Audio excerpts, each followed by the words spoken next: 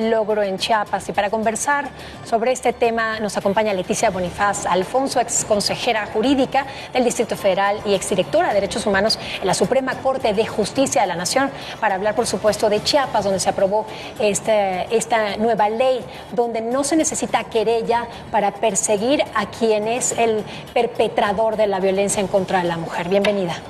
Gracias, Ale. Pues se me hace muy importante el paso que se está dando en Chiapas, insistiendo en que no todo se le debe dejar al tema penal, sino que hay que hacer mucha labor de información, de educación, de prevención, porque lo primero que hay que preguntarse es por qué no se atreve la mujer a denunciar, por qué tiene miedo y qué tanto las instituciones le responden o no.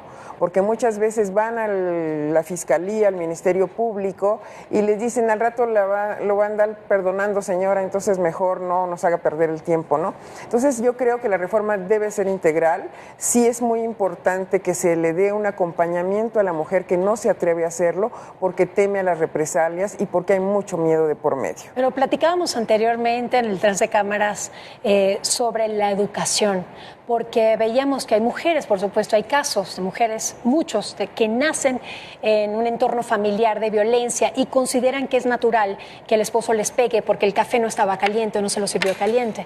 Y me comentabas de un caso terrible, sí, de un feminicidio en el Estado de México. El caso emblemático que se conoce como Mariana Lima, en uno de los episodios de violencia fue porque no coló el jugo y al sentir las semillitas, eso fue razón para la golpiza. Entonces, hay algo que le ha llamado el violentómetro, el Instituto Nacional de las Mujeres, y entonces la violencia va subiendo hasta llegar al feminicidio. Y lo importante es buscar detenerla cuando inicia y que cualquier agresión verbal no se debe permitir. No es ya esperar al máximo del golpe, porque hay violencia de muchos tipos. Hay violencia económica, no toda violencia es física, hay violencia psicológica también, que es gravísima. Ahora, me impresiona el número que se pierde, el dinero que se pierde por la ausencia de mujeres que han sido víctimas de violencia en sus casas, por la ausencia en sus trabajos, de estas mujeres que han sido víctimas de violencia. 4.400 millones de pesos, 1.000 millones de pesos en un año es lo que se pierde cuando estas mujeres, por ser víctimas de violencia, no pueden acudir a sus trabajos. Así es, porque o a veces inventan caídas, inventan golpes, resbalones, pero en realidad la violencia es muy obvia cuando es una violencia y hace el impacto porque la mayoría de las mujeres está integrada al sector económico ya y entonces sí es ese muy fuerte el impacto. Lo que hay que considerar, y es muy importante que se recalque, es antes este era un asunto privado.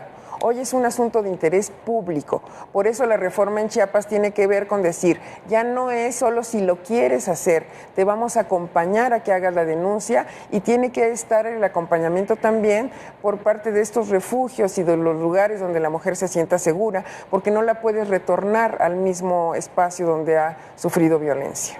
Ahora, ¿qué tan?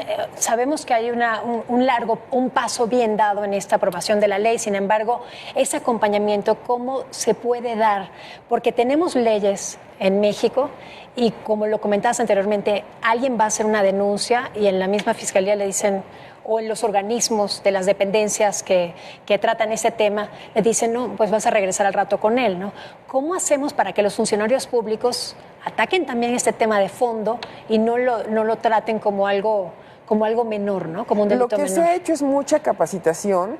En Chiapas ahorita tenemos secretaria de Seguridad Pública mujer, es una mujer muy valiente, Gaby Cepeda, y toda la capacitación en materia de género a la policía, a los fiscales en la Procuraduría, a todas las instancias, que la mujer incluso no toque muchas veces muchas puertas, sino que toque una sola puerta, que se le abra todo el camino de acompañamiento, porque si no está volviendo a contar la historia, revictimizándose, y eso es muy delicado para las mujeres. Claro, y también es un proceso tortuoso, además de vivir la violencia y de vivir todo ese proceso con tu pareja en tu casa, con tus hijos, además que te ven vulnerada y vulnerable ante sus papás, o de repente la pareja sentimental que no es el padre, luego tener que tocar 20,000 puertas para denunciar, para que te digan vas a regresar luego con él. ¿Quién te protege? ¿No? ¿Quién nos puede defender? Y las cifras son alarmantes. 6 de cada 10 mujeres han sufrido violencia y 59 99.9% prácticamente de las mujeres en algún momento de sus vidas dicen haber sido víctimas de violencia o abuso sexual por parte de sus parejas en México. Sí, y eso que además siempre va a haber cifra negra, muchas mujeres que no se te van a atrever a decirlo, algunas se lo comparten a sus madres y las madres les dicen que así es la vida, o algunas sí toman una actitud de apoyo, pero es una responsabilidad institucional, eso es lo que hay que tener muy claro, y nunca debe haber violencia por parte de las instituciones. De parte de las instituciones debe haber acompañamiento, confianza, seguridad, saber que si tocas una puerta te va a llevar a un lugar seguro.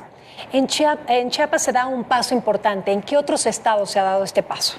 Yo creo que la República en general va caminando hacia mayores formas de protección a las mujeres de muy distintas maneras. Yo creo que los institutos de las mujeres locales han sido clave.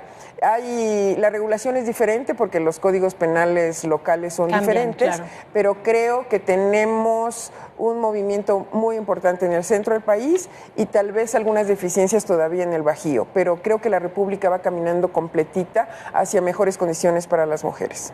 Muchísimas gracias, Leticia, por estar con nosotros y compartir esta información tan relevante y tan importante en estos momentos en nuestro país. Gracias a ti, Ale. Muchísimas